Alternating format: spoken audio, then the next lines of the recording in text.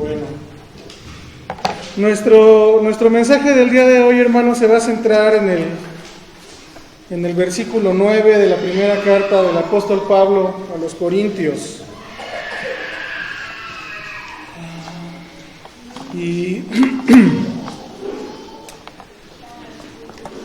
bueno, siempre el apóstol Pablo en sus salutaciones, hermanos, deja una impresión muy grata y muy grande en las mentes de todos los que hemos leído estas cartas.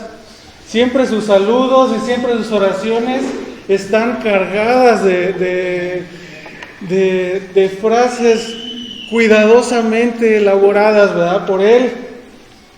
Claro, nosotros sabemos que estas frases que él da a la iglesia son inspiradas por el Espíritu de Dios. Son inspiradas, ¿no?, todas las palabras de Pablo. Y de esta manera nosotros nos damos cuenta que el Espíritu le ha guiado para dejar en cada frase una enseñanza para la iglesia y una enseñanza personal.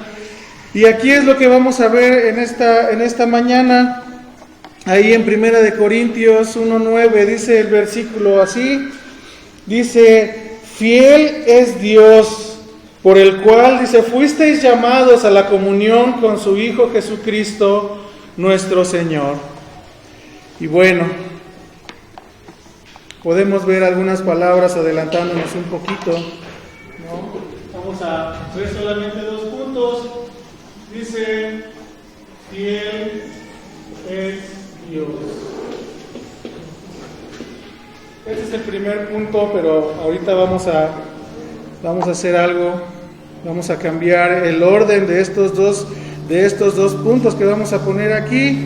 Bueno, el segundo punto es la segunda parte del versículo, ¿no? O sea, fuiste, vamos a personalizarlo, dice llamado a comunión o a la comunión en Cristo Jesús, en su Hijo, ¿no?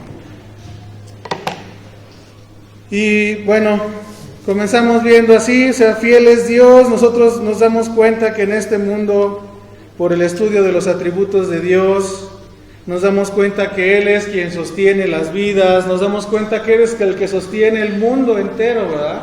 Sostiene a su iglesia, sostiene a los pastores, sostiene las familias, sostiene los trabajos. A través de su providencia, este mundo sigue funcionando. Sin embargo, el mundo es cambiante y el mundo es mutable, no es como Dios. El mundo siempre está fluctuando y siempre está vacilando entre ideas, entre pensamientos, entre acciones, siempre dependiente de lo que sucede alrededor. La fidelidad de Dios no es así, ¿no? La fidelidad de Dios está basada en su eterno poder. Nosotros no podemos decir lo mismo, aunque nosotros quisiéramos ser fieles, como Dios es fiel. Nuestra naturaleza humana es infiel. Nuestra naturaleza humana no nos permite llegar a la fidelidad de Dios. Somos fluctuantes. Si volteamos a ver al pastor, el pastor es fluctuante, el pastor no es fiel.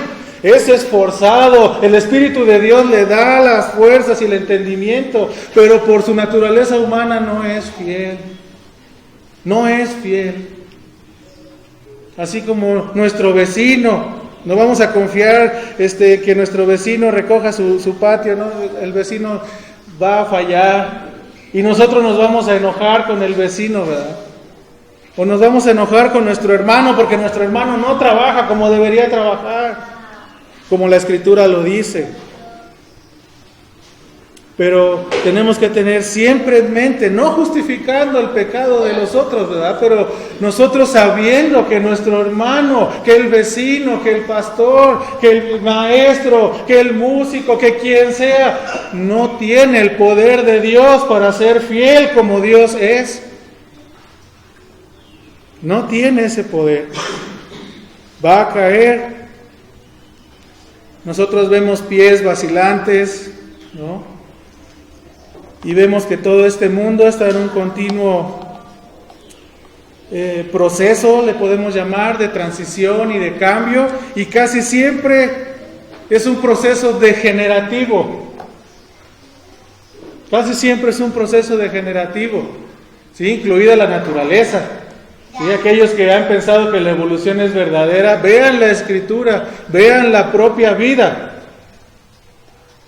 La naturaleza de la creación es así.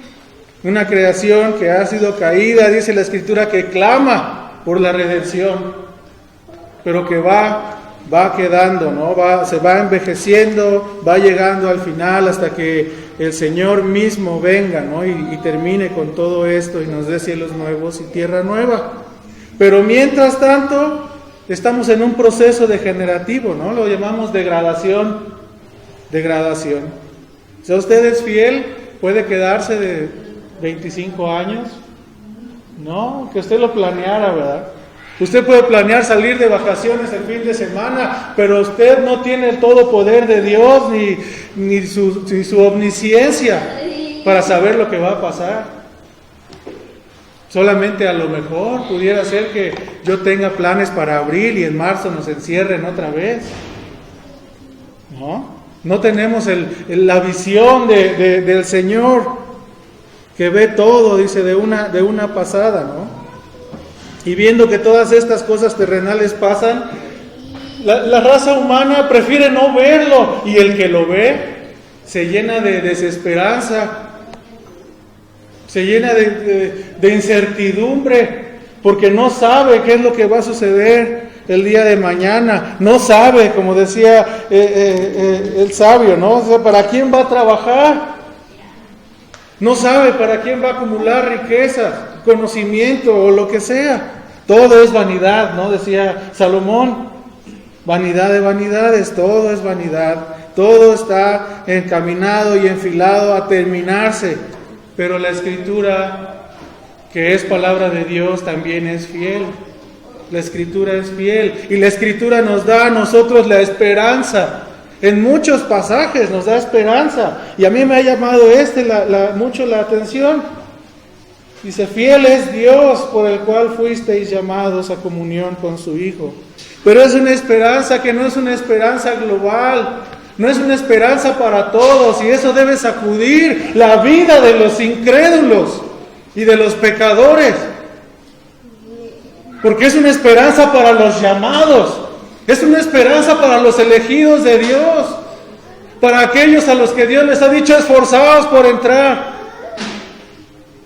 para que no tenga pretexto de decir, no, es que si yo no soy llamado, Dios dice, esfuérzate por entrar, esfuérzate, porque al que llama no le echó fuera, al que toca se le abrirá. Ese es el mensaje de la Escritura, un mensaje de esperanza. Y la Escritura en este versículo 9 nos da el fundamento para poder apoyarnos. Un fundamento que no vacila ni fluctúa como los pies de los hombres, ¿verdad? Un fundamento firme en la roca de la eternidad, en Cristo. Fiel es Dios, dice la Escritura, para cumplir, porque es poderoso. Su todo poder respalda su fidelidad. Dice en Hebreos 13:8 que Cristo, dice, es el mismo ayer, Dios, ¿verdad? Hoy y siempre, dice, por el siglo.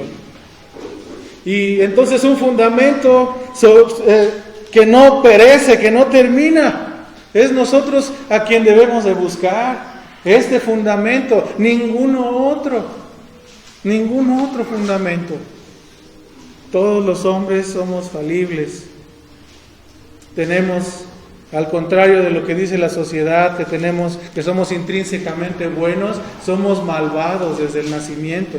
Eso enseña la Escritura y eso vemos por la experiencia.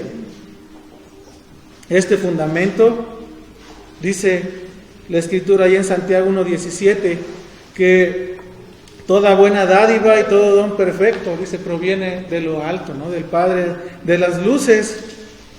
Y luego nos declara, dice, en el cual no hay mutación, dice, ni sombra de variación. No hay error en Él, no cambia, siempre será perfecto.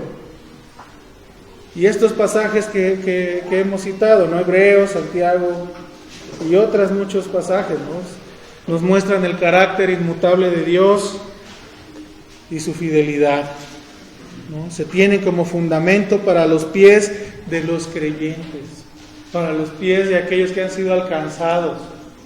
Es la base en la cual nosotros invitamos a las personas: venga a Cristo, no se hunda, venga a Cristo, no se pierda, párese firme, no en ideologías mundanas, párese firme en la roca eterna, ¿no? Así es llamada la persona en la Escritura. Fiel es Dios, dice, por quien fuisteis llamados con su Hijo, a la comunión con su Hijo, nuestro Señor. Podemos descansar en Él, hermanos. Es una gran bendición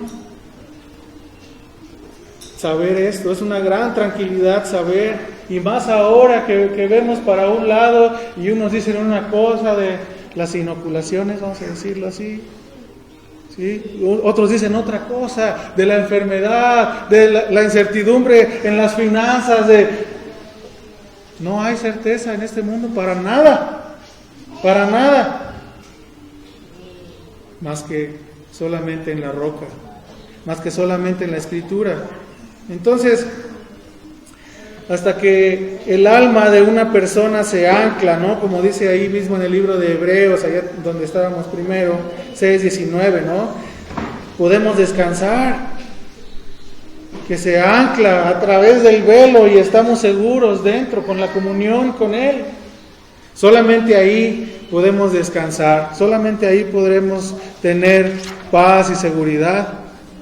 Y bueno, como ya está anotado aquí en el pizarrón, hay dos cosas dignas, ¿no? de reflexionar.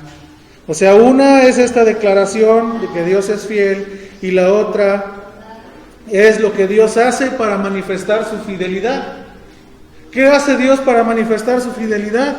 Bueno, nos dice que fuimos llamados a la comunión en Cristo. Ah, caray, dice, ¿cómo se manifiesta su fidelidad ahí? Ahorita lo vamos a ver.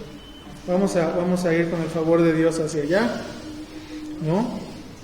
Y primero vamos a ver con el favor de Dios, procurando no sacar de contexto ninguna cosa, sino tomando el principio de la enseñanza. Vamos a tomar primero el que habíamos puesto como segundo punto. O sea, dice, fuisteis llamados a la comunión de su Hijo Jesucristo nuestro Señor. Y posteriormente vamos a ver que Dios es fiel, ¿no? La Escritura nos enseña, hermanos, lo hemos visto muchas veces, que Dios esconde sus propósitos a los ojos de los hombres. Dios no muestra sus propósitos a todas las personas como quisiéramos. Estamos equivocados cuando queremos saber el propósito, los motivos de alguien. Imagínese si usted quisiera ver los propósitos o los motivos de Dios. Dios nos deja ver lo que su Escritura nos revela, pero no nos deja ver todos los propósitos en nuestra vida. ¿Por qué murió mi padre? ¿Por qué murió mi hijo? ¿Por qué sucede esto y aquello? ¿Por qué? No sabemos. Puede ser consecuencia de su pecado. Tómalo en cuenta, ¿verdad? Para que no eche la culpa a Dios de todo lo que sucede. Pero Dios no revela sus propósitos. Están escondidos hasta que de alguna manera, por otro lado, se manifiesta algo. Que Dios permitió que sucediera algo y se manifiesta la bondad de Dios, la fidelidad de Dios y el poder de Dios, ¿no? Como en la crucifixión. Cristo vino a este mundo, Dios mismo vino. Y esta crucifixión estaba escondida a los ojos de los hombres. Y a pesar de que Cristo mismo les hablaba y les decía, es menester que el Hijo del Hombre sea levantado, ellos no entendían. No lo entendían. No sabían qué era lo que iba a suceder, estaba escondido, aunque Él se los declaraba abiertamente. Estaba escondido a sus ojos. Pero a su tiempo Dios mostró, cuando fue crucificado, los apóstoles y las mujeres que estaban con Él perdieron la esperanza. Estaban decaídos, tristes, abatidos. ¿Qué vamos a hacer ahora? Y ahí está un libro, ¿no?, que gusta mucho, del forastero de Emaús, que narra toda la historia de la redención. Y narra ese pasaje donde van caminando dos de los apóstoles y les alcanza un extraño. Les dice, bueno, ¿qué tienen después de que murió? ¿Qué tienen? ¿Por qué están tristes y abatidos? Dice, bueno, estamos tristes. Dice, ¿qué? ¿Que no eres de aquí? ¿De dónde eres? ¿Qué no sabes lo que sucedió? Y dice que les consoló y les mostró toda la escritura para cuando ellos terminaron de escucharlo. Dice que entendieron todo esto, ¿verdad? ¿Por qué era así? Sus ojos fueron abiertos a la revelación ahora, ¿no?, que en su momento estaba escondida. Dios esconde. El Salmo 77, 19, por favor, nos dice ahí que, bueno, vamos por favor para no parafrasear. Salmos 77, versículo 19. Dice, en el mar, dice, fue tu camino y tus sendas en las muchas aguas, y tus pisadas, dice, no fueron conocidas. No fueron conocidas. Allá adelantito en los Proverbios, por favor, 25:2.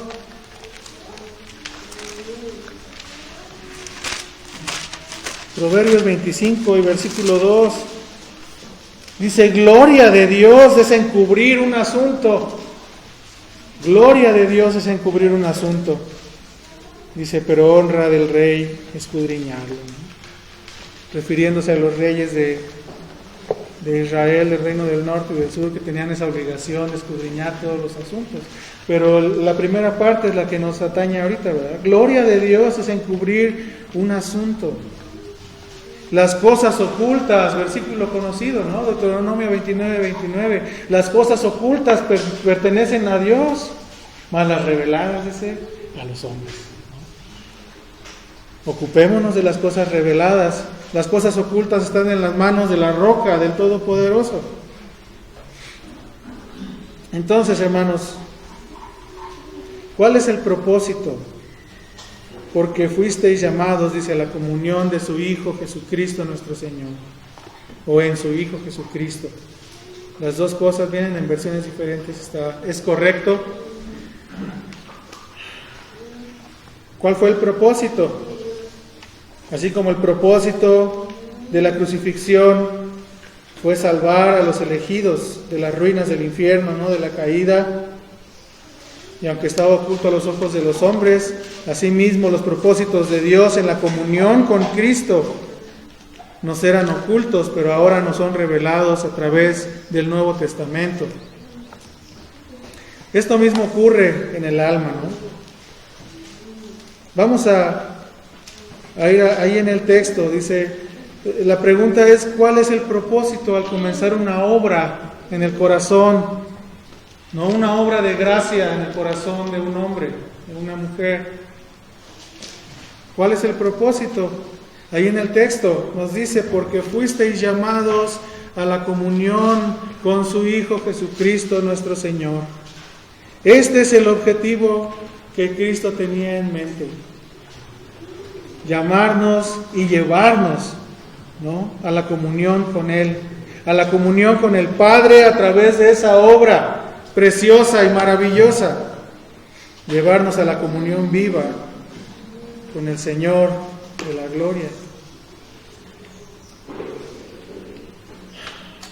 Y esta obra, hermanos, dice la Escritura, que continuará hasta el fin.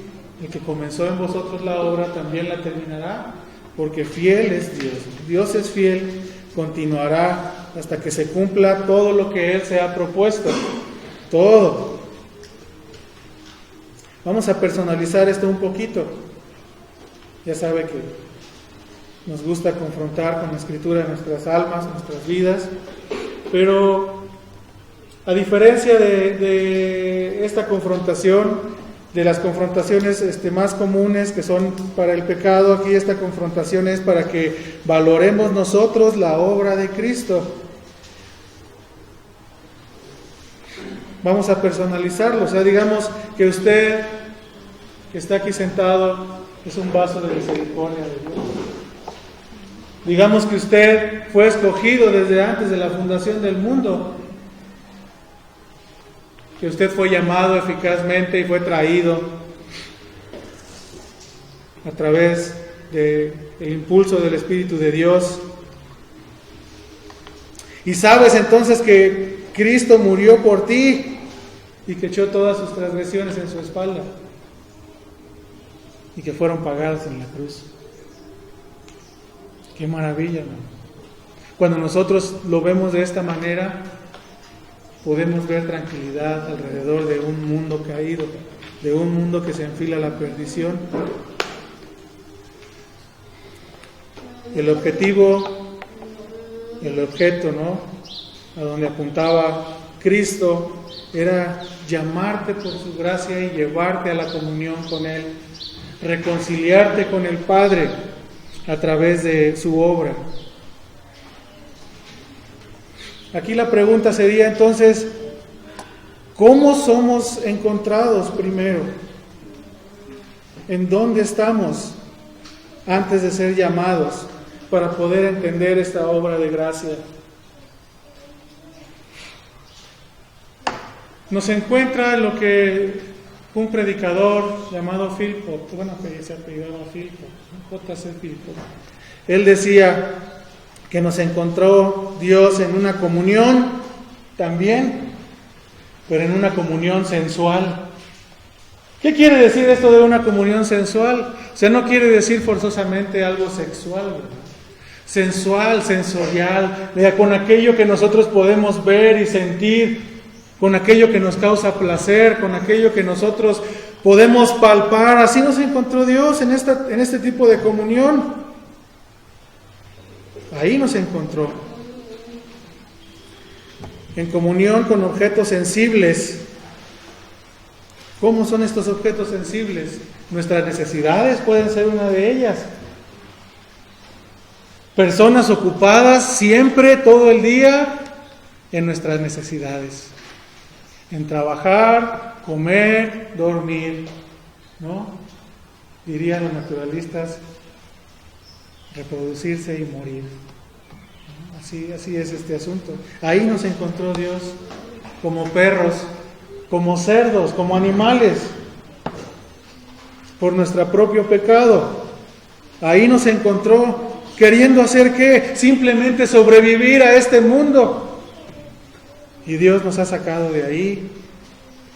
Esta comunión es lo que disfrutamos cuando no habíamos sido alcanzados por Él. Totalmente diferente a la comunión que ahora somos llamados por gracia. Porque esta comunión a la que somos llamados por gracia no quita las necesidades terrenales. Ahí están las necesidades terrenales. Pero esta comunión es una necesidad nueva, una necesidad espiritual, de cosas invisibles e insensibles. Por eso tenga cuidado todos aquellos, ¿verdad?, que tienen su esperanza en los sentimientos, en la iglesia. Es que ya no siento como sentía antes. Es que mi conversión fue así, estrellitas en el estómago, ¿no? Lo hemos comentado muchas veces en estudios y todo, ¿no? Cuando esto sucede, tenga usted cuidado que no vaya a ser puro emocionalismo, que siga usted queriendo satisfacer una necesidad carnal de ser aceptado por un grupo de personas. Así nos encuentra el Señor en este estado miserable, ¿no?, que solamente queremos la satisfacción de nuestras necesidades terrenales, cuando fuimos creados a la imagen perfecta de Dios. A la imagen perfecta de Dios. Así nos encuentra, atascados, ¿no?, atestados hasta la coronilla de deseos mundanos. Lícitos algunos, otros no lícitos, pecaminosos y aborrecibles por Dios. Pero sea como fuera, cualquiera de las dos formas, estamos llenos del espíritu del mundo, de las cosas del tiempo, de las cosas que nuestros sentidos se pueden percatar de ellas, ¿no? O sea, estamos como pez en el agua.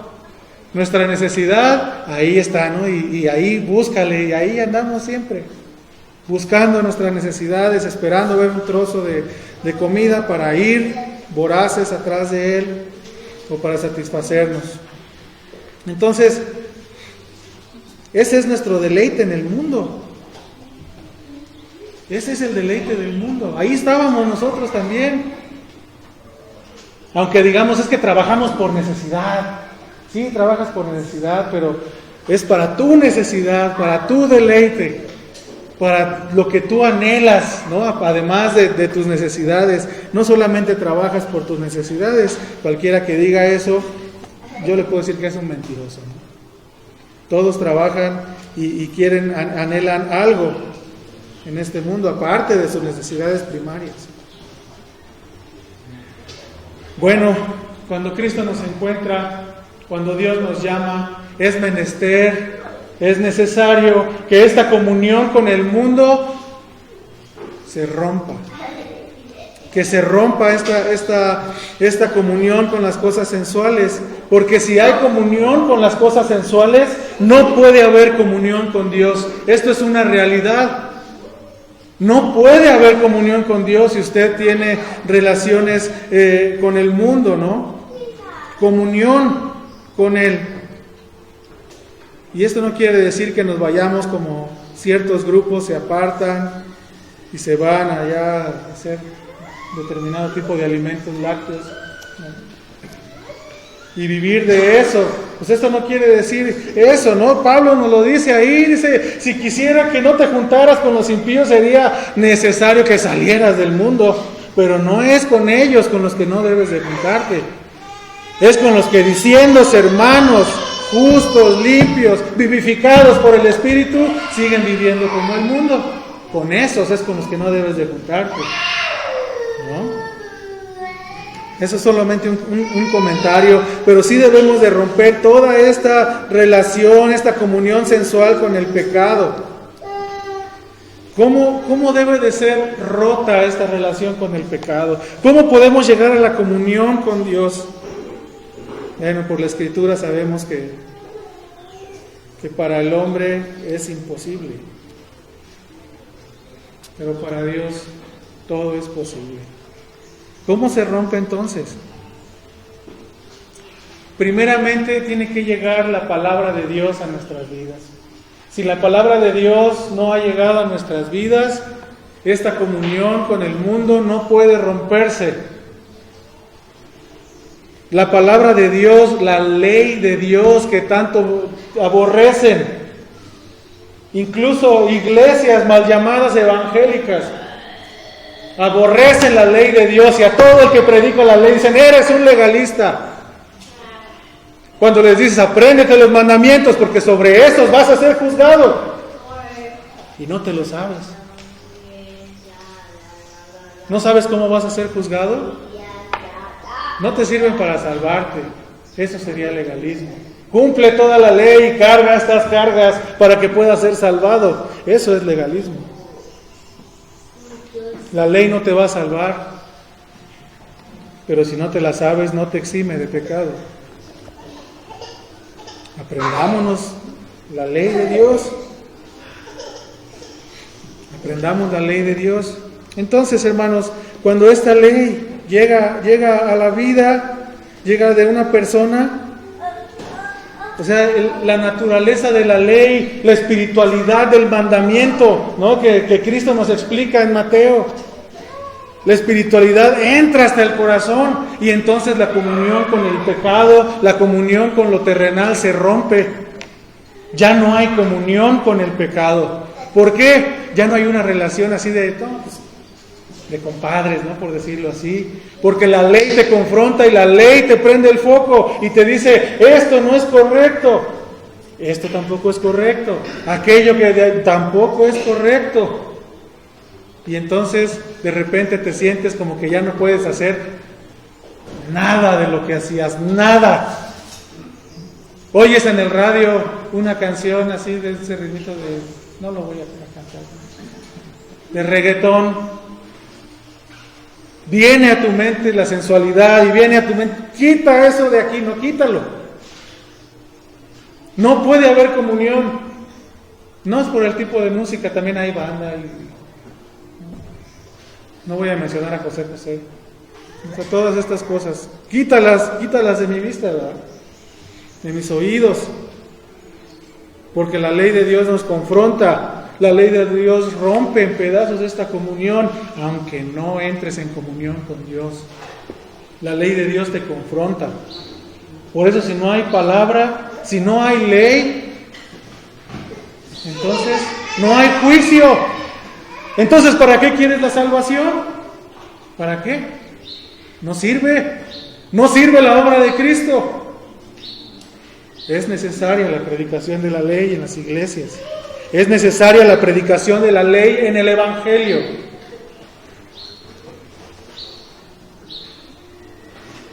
Tu testimonio no vale. Tu testimonio no sirve para salvar a la gente. Es el testimonio del Salvador. Tú eres Salvador, quítate de en medio, quítate, para que resplandezca la luz de Cristo, del fiel, del poderoso para salvar. Predica la palabra, predica la palabra. Así rompe la ley, la comunión, aunque no entres en la comunión con Cristo, lo repetimos. Aunque no entres en la comunión con Cristo, la ley viene y ya no puedes estar a gusto con el pecado, ya no puedes. Entra la espada de doble filo, ¿no?, de la que habla el apóstol, viva y eficaz, ahí en Hebreos 4. Entra a la vida, la conciencia se prende y la antigua comunión con el pecado, que era de un compadrazgo total, empieza a oler a podrido. También, no solamente con el pecado, pero también con el mundo, o sea, no solo con las necesidades, sino también con lo mundano, ¿no? Nosotros amamos por naturaleza lo malo, lo dice la Escritura y nosotros lo vemos, estamos inclinados al mal, estamos inclinados. Nuestros afectos están totalmente cubiertos de maldad. Algunos con mayor intensidad, otros con menor intensidad, pero totalmente depravados, totalmente, en su extensión. Todo nuestro cuerpo, toda nuestra alma. Y esta comunión sensual de lo que nos agrada, de lo que nos llena, también tiene que ser rota. Y también es rota, por los preceptos de Dios, por la parte espiritual de la ley de Dios. A lo mejor, cuando llega la ley de Dios a nuestras vidas y en aquellos que son alcanzados, podemos ver el mundo como lo ve el apóstol Juan, ¿no? Dice en 5:19 de primera de Juan, que este mundo es del malvado, del maligno. Cuando tú ves que todo el mundo es del maligno, entonces deberíamos de hacer lo que pocas personas hacen, ¿no? Poner la mano en la espada, ¿sí? Estar listos para pelear en contra del pecado. Pero ahora parece que no es así, no ha amanecido a muchas personas, no ponen la mano en la espada y nos deleitamos, no resbalamos con las cosas del mundo. Pero cuando entra esta ley y nosotros estamos atentos, podemos tomar la espada para luchar contra todo esto y se rompe la comunión con el pecado. Otra comunión en la que nos encuentra el Señor y es de las más peligrosas, escuche por favor, las más peligrosas, ¿no?, es la comunión con nuestra propia justicia. Cuando tenemos comunión con nuestra propia justicia, para ti la obra de Cristo no funciona. No sirve. No que no tenga el poder de cambiarte, pero en tu mente y en tu corazón están tus obras. y no la gracia del Señor. Ahí está tu justicia, ¿no? Cuando nosotros creemos que podemos hacer algo por Dios, siquiera escoger la salvación, no el libre albedrío, la fuerza natural, nuestra piedad de criaturas, el amor propio, ¿no? Y este amor del que habla el apóstol, el amor natural, el afecto natural por otras personas. ¿Crees que esto te va a salvar? ¿Crees que porque amas a tu esposa y a tus hijos vas a ser salvado? Estás equivocado. Es un amor natural, un afecto natural. No es el amor de Dios que rompe todo esto. No es la gracia de Dios. Por supuesto, no estoy diciendo que puede usted golpear a su esposo o a su esposa, a sus hijos, y tratarlos mal, ¿no? Dios usa todas las buenas obras, que dicho sea de paso, Él ve como trapos de inmundicia, pero usa estas buenas obras para que su mundo funcione hasta que Él diga, hasta aquí. ¿Sí? Nosotros debemos de romper esa comunión con nuestra propia justicia. Dios nos ayude a vernos así delante de Él cuando empezamos con nuestra propia justicia, ¿verdad? Como trapos inmundos. Aborrecernos a nosotros mismos, decía el Antiguo Testamento, cuando se veían a sí mismos así, que se aborrecían, ¿no?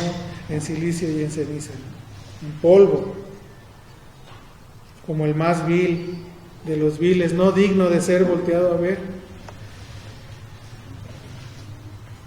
También esa es una de las más peligrosas, y otra es nuestra comunión con la mentira, con el engaño y con la hipocresía. Esto es real, aún en los creyentes. Somos hipócritas. Llega a nuestra vida la tentación de querer ponernos delante de la cruz de Cristo.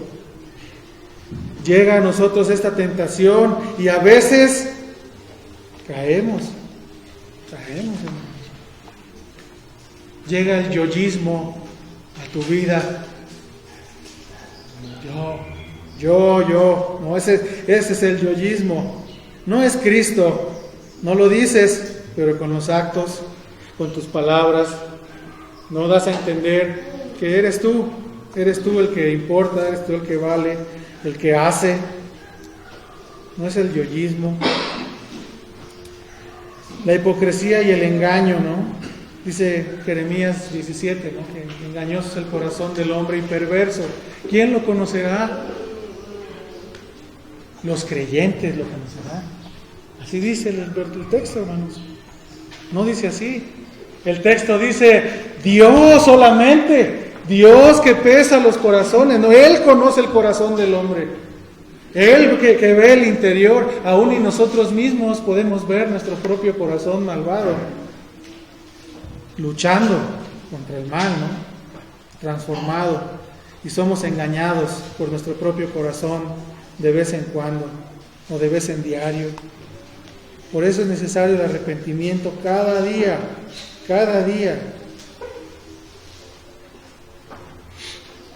Del corazón perverso surge esta hipocresía, el engaño y la ilusión. Una ilusión, algo falso, algo que nosotros hacemos en nuestra mente, un castillo de humo, pero no ves la realidad de lo que está pasando en tu vida. Todas estas ilusiones son peligrosas en un creyente, pero la venida de Cristo y su llamado a la comunión con Él rompen también con el corazón engañoso y con esta relación, con esta comunión con la mentira y con la hipocresía. Nos llama a luchar contra ellas. Entra la palabra de Dios en nuestra alma como un foco es encendido en un cuarto, ¿no? Que no ha sido recogido. Si pasas por un cuarto oscuro y se ve nada más la cama ahí, prendes la luz y hay un calcetín colgado en el foco, un zapato aquí, una chancla allá, No vamos a hablar de los chones por ningún lado, pero así es. No tenemos orden, ¿verdad? Digo, ya dicho sea de paso este asunto. Queremos mantener escondidas las cosas, pero cuando la luz llega, entonces es iluminada, es una bendición, aunque seamos avergonzados de nuestra hipocresía y de nuestro engaño. Es mejor, hermano, hermana, ser avergonzados aquí, hoy, para que no seas avergonzado en el cielo. Para que no seas avergonzado en el cielo. Dice la Escritura en el Salmo 119, creo que es el versículo 17. Dice, no me avergüences, me he apegado, dice, a tus mandamientos. No recuerdo si es el 17, pero dice así un versículo, ¿verdad? Me he apegado a tus mandamientos, no me avergüences. No me avergüences. No me avergüences en aquel día. Aquel que se apega a sus mandamientos no es avergonzado, pero aquellos que no nos hemos apegado al mandamiento de Dios, si no somos avergonzados por esos pecados, hoy aquí, si no te humillas delante de Dios, hoy aquí, serás humillado grandemente en aquel día del juicio. Todo va a salir a la luz. ¡Qué vergüenza! ¡Qué vergüenza! Aún para los creyentes. ¡Qué bueno que estamos adentro en el cielo! Pero es menester que seamos juzgados conforme a lo que hicimos mientras estábamos en el cuerpo, sea bueno o sea malo, dice la Escritura. ¡Qué vergüenza! Platicaba con mi esposa, digo, todo lo que he hecho hoy, hasta hoy, si de aquí en adelante fuera santo, completamente inmaculado, qué vergüenza todo lo que he hecho como creyente y como inconverso, lo que ha pasado por tu mente y por la mía, lo que has hecho a oscuras, a escondidas, todo va a salir a la luz, agusanado. Es necesario que salga para que puedas entrar en el reino de Dios. Así va a salir. Debemos de buscar la redención de cada pecado. Decía nuestro hermano hace un rato, mientras callé, dice, sí, mis huesos se pudrieron, envejecieron, ¿no? Entonces debemos de confesar nuestro pecado. Esto no es algo, un versículo para la confesión sacerdotal ni ninguna cosa de estas. Vaya a Dios, confiese sus pecados, porque todos los pecados que ha cometido blasfeman el nombre de Dios, la omnisciencia y la omnipresencia de Dios. Pecas de incredulidad, además de lo que estás haciendo. Incredulidad de que Dios está viéndote ahí, de que todos tus actos están siendo anotados y guardados en el archivo de tu vida. Muchas personas quieren hacer esto, se gozan haciendo esto, ¿no? Luego se arrepienten. Isaías, por favor, 28.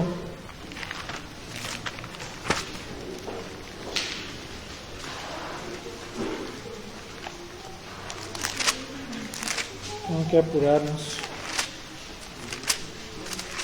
Isaías 28 es del 15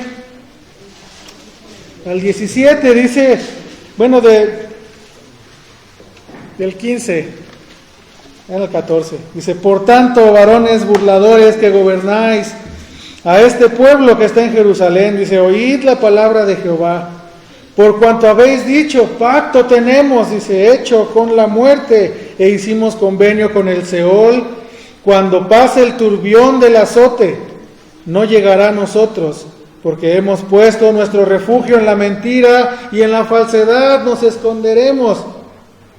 Por tanto, Jehová el Señor dice así, he aquí, yo he puesto en Sión por fundamento una piedra probada, angular, preciosa, dice, de cimiento estable, El que creyere, no se apresure.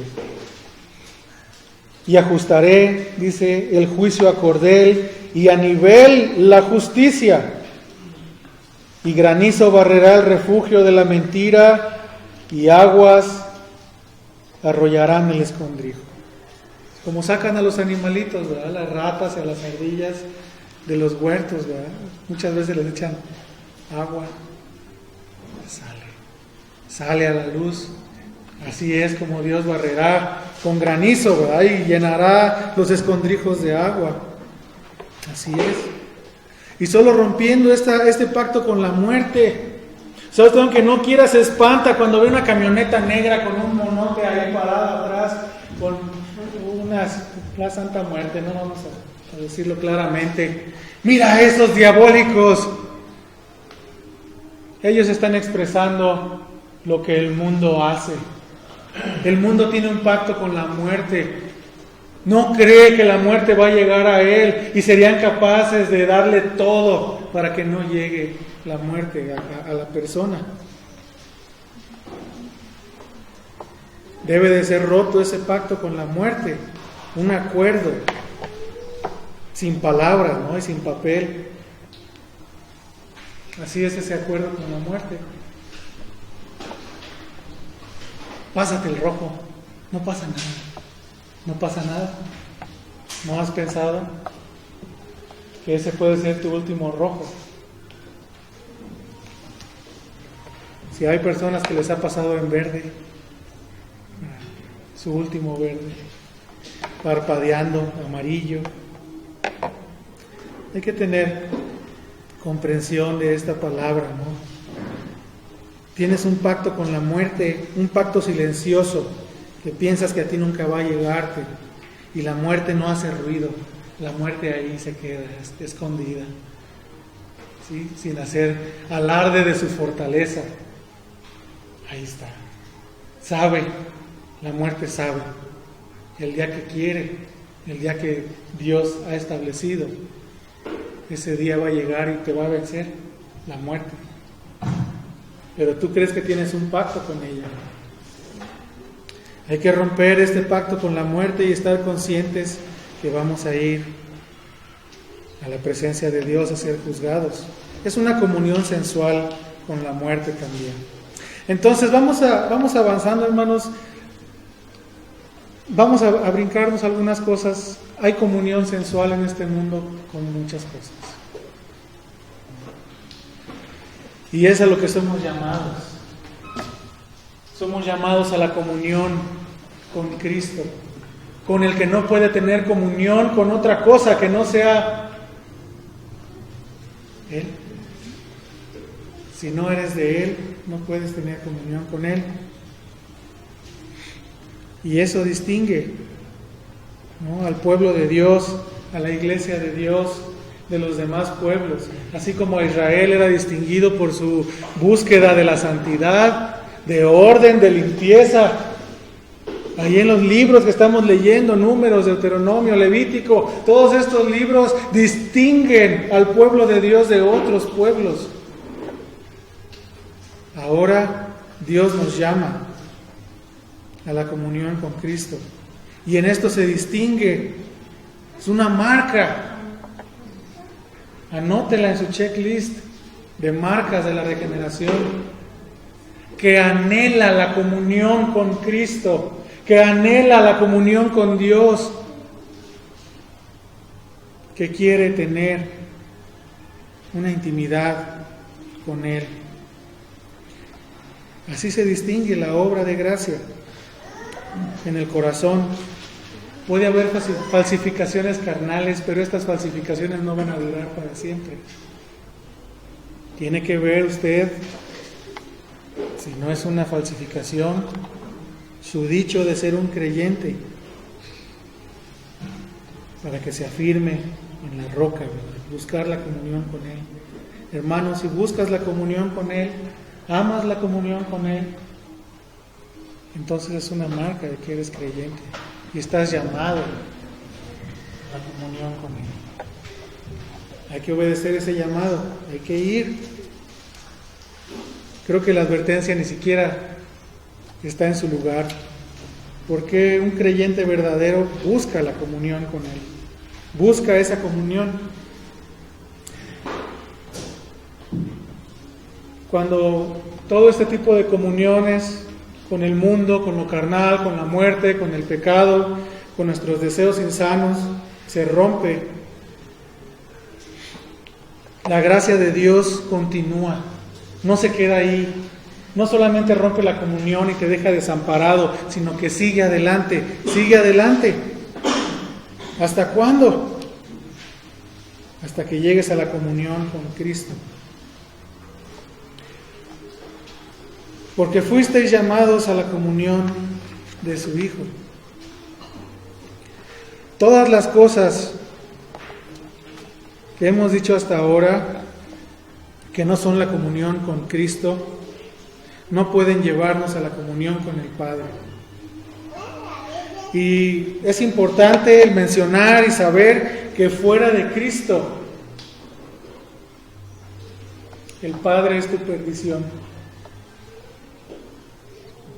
Si no estás en Cristo, el Padre es tu condenación. Si tú no estás en Cristo, el Padre es tu juez. Dice la Escritura que Dios, dice, es fuego consumidor. Nadie puede verlo y vivir para contarlo. Nadie. ¿Se acuerda de Moisés? Tuvo que pasar Dios al lado, dice, del otro lado de una roca, y por una hendidura verás mi presencia, dice, y de espaldas, para que no mueras, para que no mueras. Ese es Dios, ese es Dios. El libro de los Reyes nos dice que Dios habita en las densas tinieblas, haciendo referencia a que nadie puede encontrarle a Él, o que habita en luz inaccesible, ¿no? También nos dice el Nuevo Testamento. Pero si no tenemos esta comunión con Dios, vamos a ser los seres más miserables un día, cuando nuestra vida termine. Estás en una encrucijada, debes tener la comunión con el Padre, porque si no la tienes, irás al infierno. Y al mismo tiempo, si te acercas al Padre, morirás por su santidad. Mas Dios en su sabiduría y en su misericordia nos ha dado a Cristo, el único medio. Y podemos, hermanos, ver la misericordia de Dios ahí, en Cristo Jesús. La maravilla de tener un mediador que imputa su justicia en nosotros, que nos viste con sus buenas obras, con su santidad, con su perfección, para que no tengamos que enfrentarnos con un Dios santo y justo y bueno, siendo nosotros malvados. Es una maravilla. Yo soy el camino, dice el Señor Jesús, y la verdad y la vida. Tenemos un diácono, ¿no? Un servidor, un ayudador divino, que al mismo tiempo es el Rey de Reyes y Señor de Señores. Qué hermosura de Cristo el bajar a lavarle los pies a sus discípulos. Qué hermosura que este Rey poderoso haya venido al mundo a sacrificarse por ti y por mí.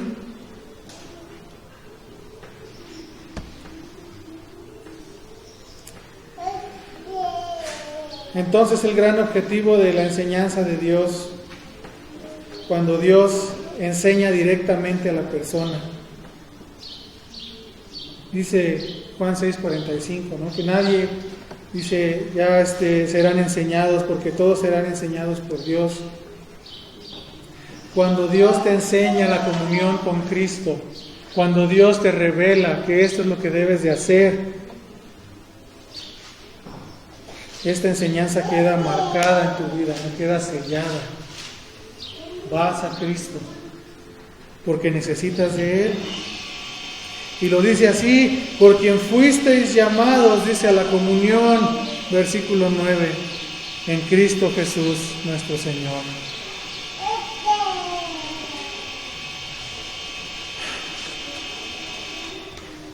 Cuando nos acercamos a Dios y cuando nos alejamos del mundo, empiezan a venir aflicciones a la vida. La Escritura lo dice.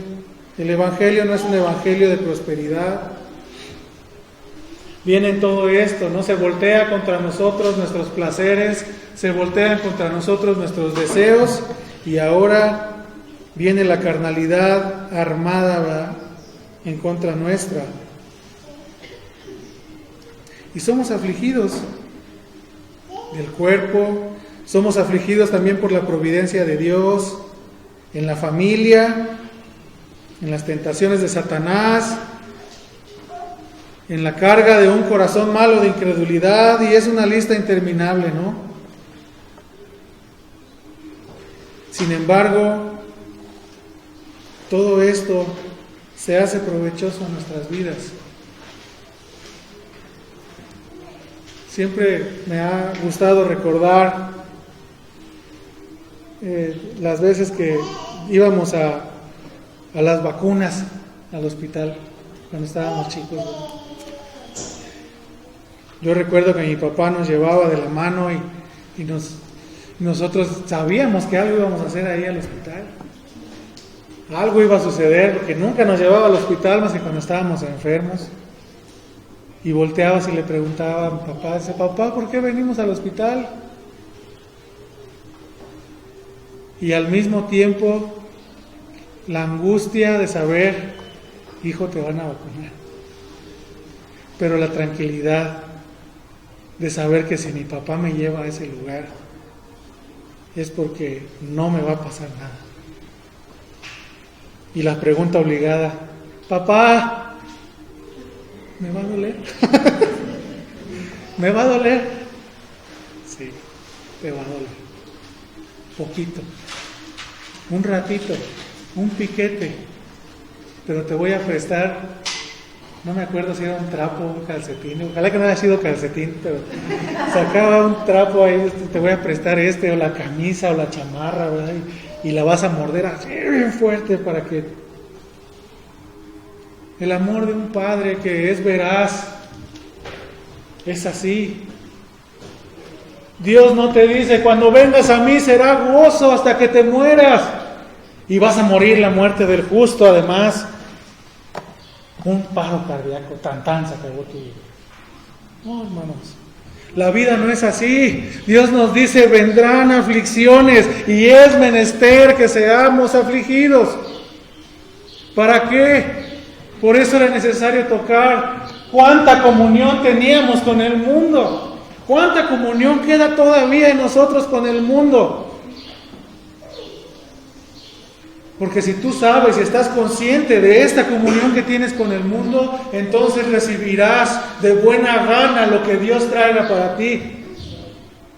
La aflicción, la vara de la corrección, la prueba. Cualquiera de estas cosas, la persecución, la vergüenza. Puedes voltear con confianza a decirle a tu Padre Celestial: me va a doler. Él te va a contestar con la verdad, te va a decir: sí, hijo, te va a doler. Te va a doler cuando empecemos a quitar las cáscaras de podredumbre y de estiércol de las que estás manchado. Te va a doler. Sabemos que somos pecadores, pero la verdad de Dios nos lleva a saber cómo necesitamos la comunión con Cristo. ¿Cómo la necesitamos, hermanos? Si tú no necesitas la comunión con Cristo, revisa tu vida, revísala. Porque entonces tienes un pacto con la muerte y pacto con el infierno.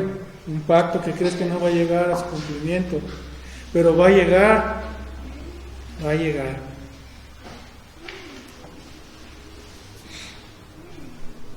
Tengan paciencia, hermanos, ya casi terminamos.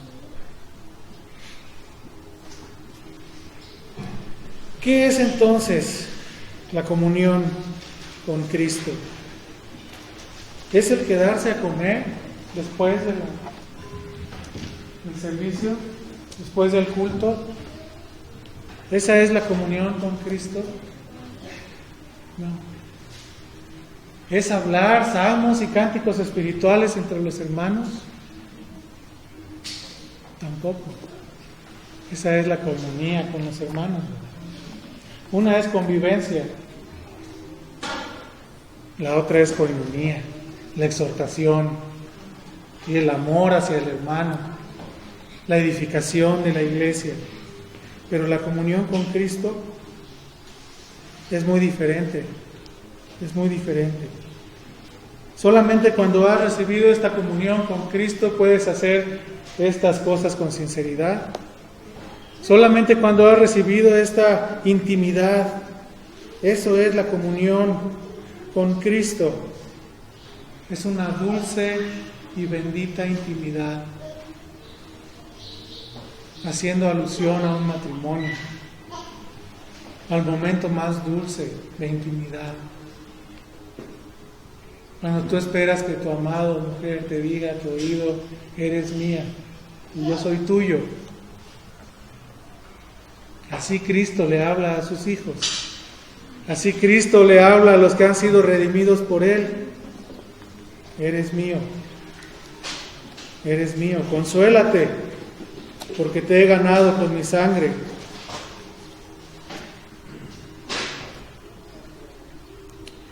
Si alguna vez has tenido algo parecido, has sentido algo parecido en la comunión con el Hijo de Dios,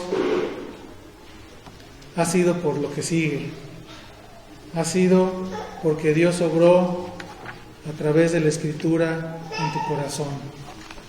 No fue un momento mágico, fue un momento maravilloso, pero Dios obró en tu vida y secretamente fue metiendo en ti el deseo por Él. Su Espíritu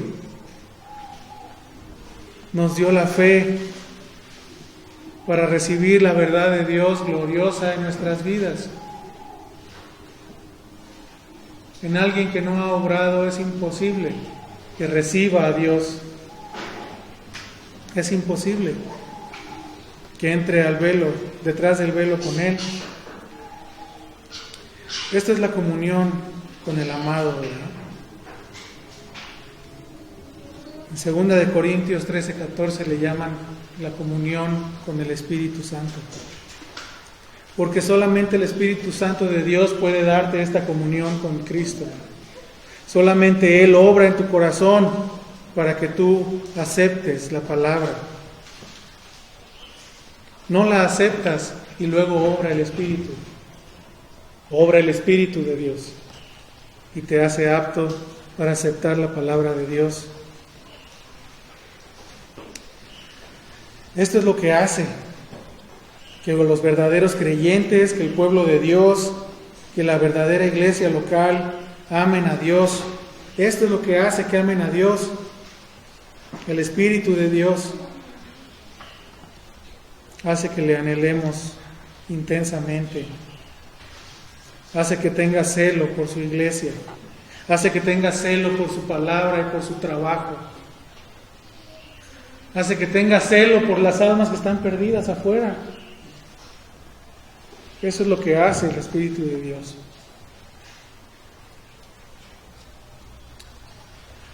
Y bueno, está de más decir que el pueblo de Dios está insatisfecho con todo lo que no sea comunión con Él.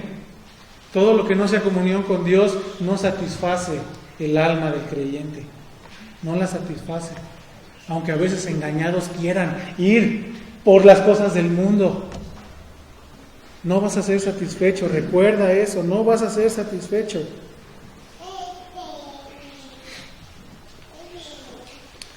Puedes tener las doctrinas sin la obra del Espíritu y no vas a ser satisfecho.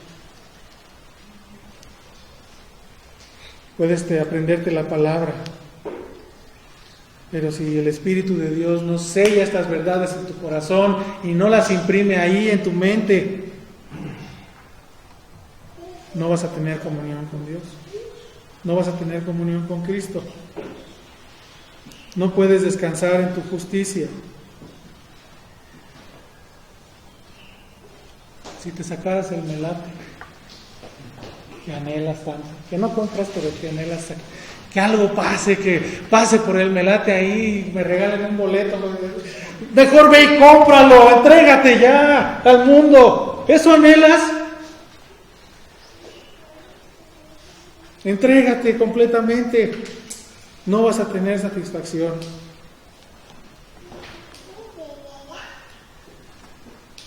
Tener aquel carácter del varón que decía, ¿verdad?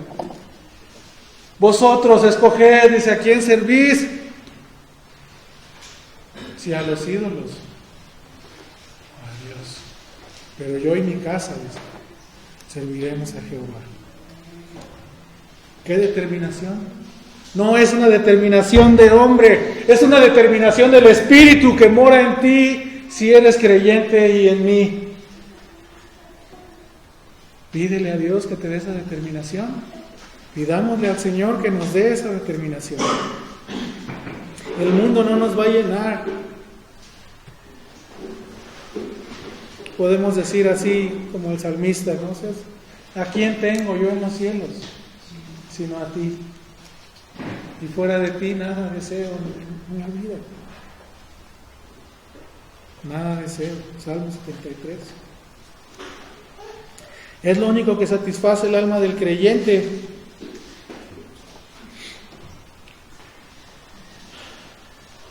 Esta es la verdadera religión,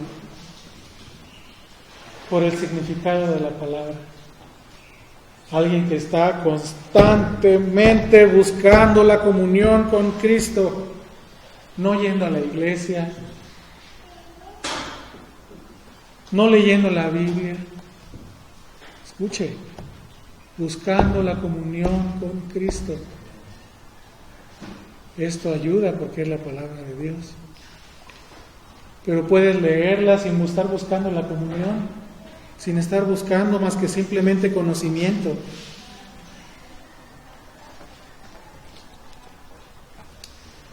He aquí,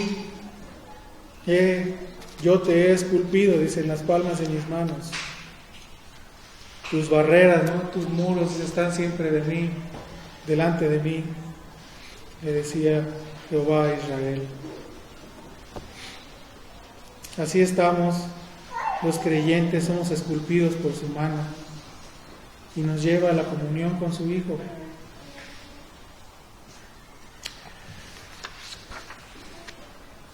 Por último, hermanos, no había dicho que por último, ¿no? Por último, vamos a la segunda parte, que es la primera. Lo vimos al revés. El texto nos dice, Dios es fiel. Dios es fiel.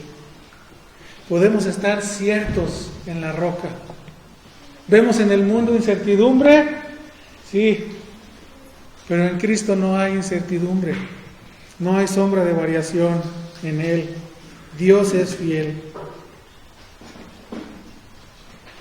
Cuando nosotros consideramos todo lo que ya vimos y vemos que somos endebles y todo lo que puede cortar y truncar nuestra comunión con Dios, y a veces lo hace y a veces lo logra, Dios es fiel. Dios es fiel para terminar la obra en nosotros. El que ha dicho, dice, no hará.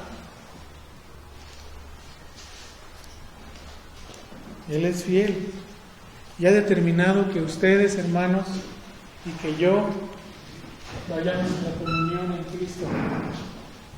Fiel es Dios para cumplir esta obra. En medio de la aflicción, Dios es fiel.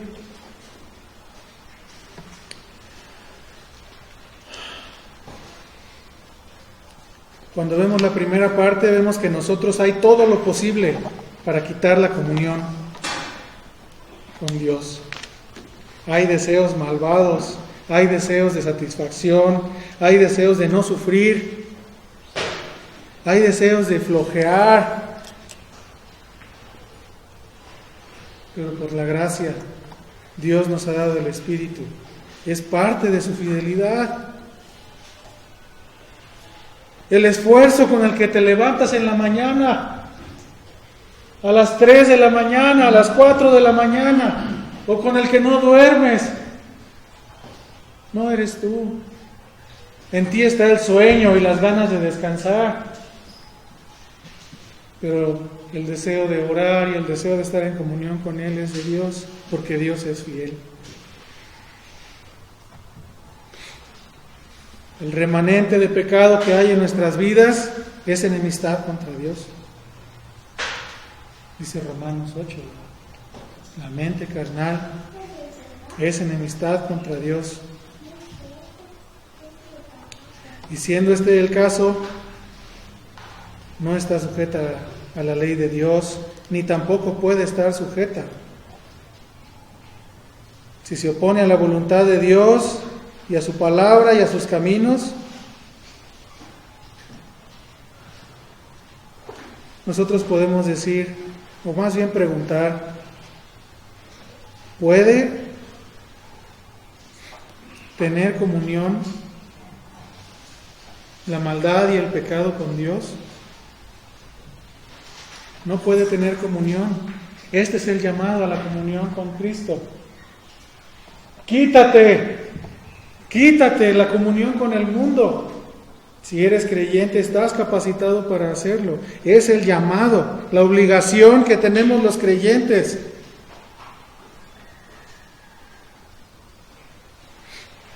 Si nosotros hacemos caso al mundo, es recíproco. Si te acercas al mundo, te vas a alejar de Dios. Vuelvo a lo de las riquezas. ¿Quieres ser muy rico? ¿Quieres tener muchas casas? ¿Muchos carros que te aten aquí en la tierra? ¿Muchas amistades? ¿Ser famoso? Todo eso te aleja. Todo lo que satisface tus deseos mundanos te aleja de la comunión con Cristo.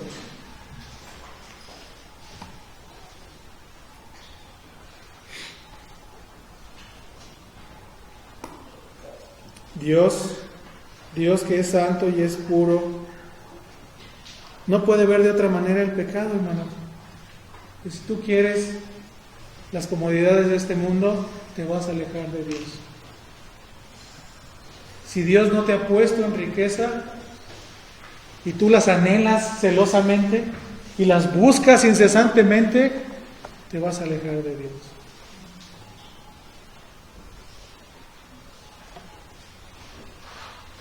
Es así.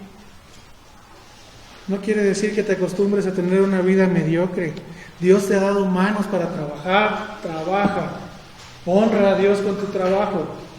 Es que si me saco la lotería otra vez con la lotería. Si me saco la lotería, ahora sí voy a poder servir a Dios sin el estorbo de mi trabajo y sin el estorbo de la pobreza y del hambre. Di todos tus deseos, sin el estorbo de quién, de tu esposo, de tu esposa, de tus hijos. ¿Quieres riqueza? ¿Quieres buscar algo que Dios no te ha otorgado? Dice un hermano, te lo va a dar a gusanado.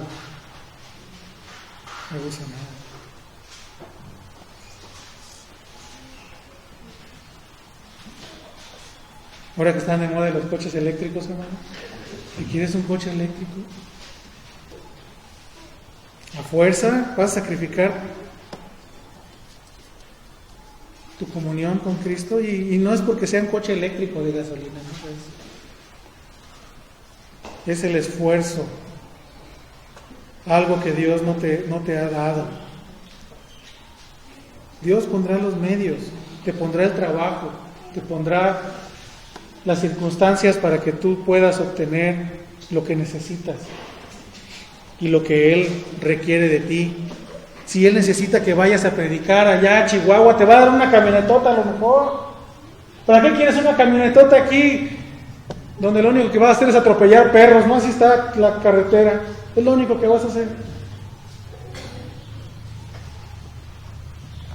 Entonces,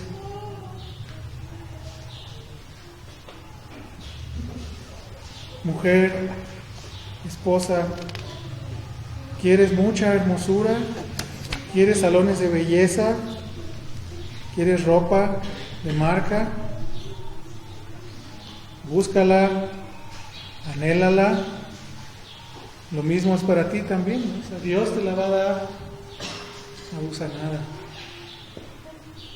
Vas a lograr que otros hombres se fijen en ti.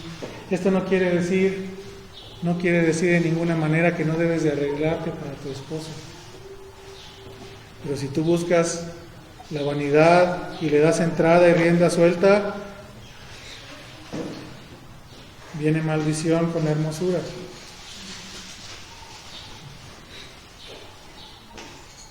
Entonces, hermano, no quiere decir que no le compre un vestido a su esposa, por favor, zapatos o lo que sea, ¿verdad? Hay que poner en una balanza lo que Dios nos dice. La mente carnal es enemistad contra Dios porque no está sujeta a la ley de Dios, ni tampoco puede estarlo. Nos aleja de la comunión. Ya nada más faltan 4 hojas, hermanos. Terminamos.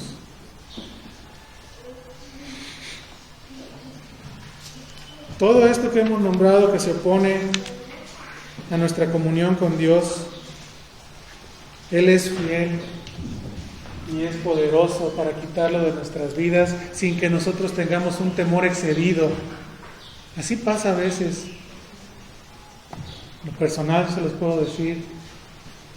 ¿Y qué vamos a comer? Es la pregunta, ¿no? ¿Y qué vamos a comer? Como si las aves del cielo tuvieran más importancia que mi alma. Si Dios me ha salvado y si Dios me ha dado la comunión con Cristo, Él me dará. Así te dará también a ti.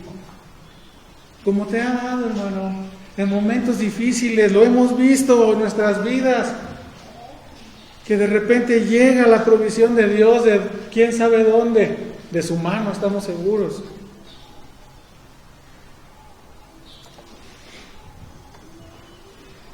Para que podamos gastar eso en nuestras necesidades y seguir viviendo en comunión con Él.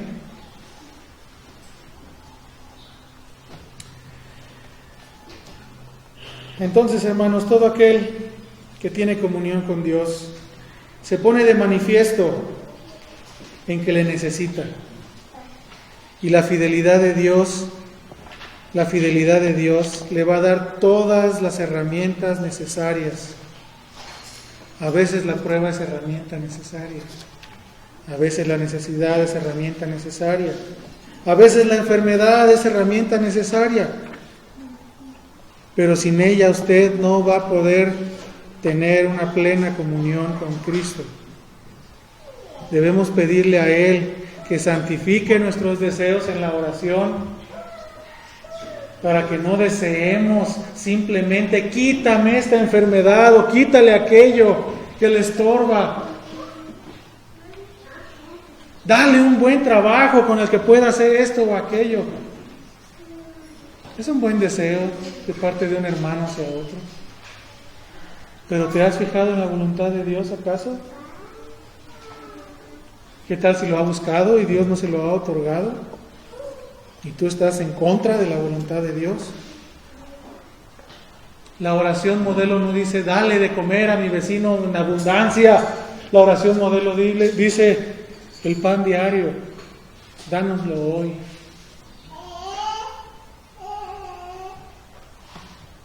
Así debemos de orar. Así debemos de orar. Si tiene la oportunidad de ser precavido, sea precavido. Ahorre, use el dinero para gloria de Dios. Y si no, confíe en Dios, que le ha dado 2 manos y otorgará siempre lo necesario. Aunque sea con unos cuervitos, ¿verdad? Aunque sea con un cuervito, cuando tenga usted hambre va a llegar. Aunque sea un panecillo, caído del cielo. Va a llegar, va a llegar. La ayuda de Dios siempre llega.